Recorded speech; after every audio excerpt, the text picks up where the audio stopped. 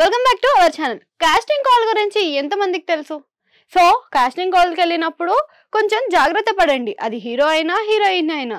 ఇందులో భాగంగానే మన సౌమ్య శెట్టి ఒక నిజాల్ని బయటపెట్టింది. ఎవరో కాదు, రీసెంట్ గా మనకి ఫ్రెండ్ ఇంట్లో కేజీ బంగారం దొంగతనం చేసి కేసులో దొరికిపోయిన మన నటి, మన ఇన్ఫ్లుయెన్సర్ అయిన సౌమ్య శెట్టి. ఈ సౌమ్య శెట్టి ఎలా చెప్పింది అంటే, ఒక ఇంటర్వ్యూలో తను ఒక కాస్టింగ్ కాల్కి వెళ్ళినప్పుడు, తన డ్రెస్ చేంజింగ్ రూమ్కి వెళ్ళినప్పుడు ఒక నిర్మాత తనని ఫాలో అయ్యాడు, అసభ్యకరంగా చూస్తున్నాడు అని చెప్పేసి ఒక ఇంటర్వ్యూలో చెప్పడం జరిగింది.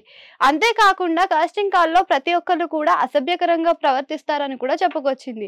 ఈ విషయం పైన ఇప్పుడు మన నెట్టింట తెగ వైరల్ గా కూడా మారింది. దీంతో పాటు తన రిలేషన్షిప్ గురించి కూడా తను ఎలా ఉందో ఉన్నది ఉన్నట్టుగా నిజాలను బయటపెట్టింది. అందులోనే భాగంగా తన రిలేషన్షిప్ గురించి కూడా చెప్పింది. తను లివింగ్ లో ఉంటుంది అని చెప్పి, తన రిలేషన్ తర్వాత తను ఎంగేజ్మెంట్ అయిన తర్వాత ఇన్ని రోజులు తన పెళ్లికి ఎందుకు గ్యాప్ వచ్చిందో అని కూడా చెప్పుకొచ్చింది. గ్యాప్ ఎందుకు వచ్చింది అని చెప్పేసి యాంకర్ తనని ప్రశ్నించగా, తనకి తన బాయ్ ఫ్రెండ్ కి అండర్స్టాండింగ్ ఉంది, మంచి కమ్యూనికేషన్ ఉంది, మంచి ఫ్రెండ్షిప్ కూడా ఉంది అని చెప్పుకొచ్చింది ఈ ముద్దుగుమ్మ. ఇంతే కాకుండా తను చాలా వాటిలలో చేసినప్పుడు కూడా బెదిరింపు కాల్స్ కూడా వచ్చాయని చెప్పింది.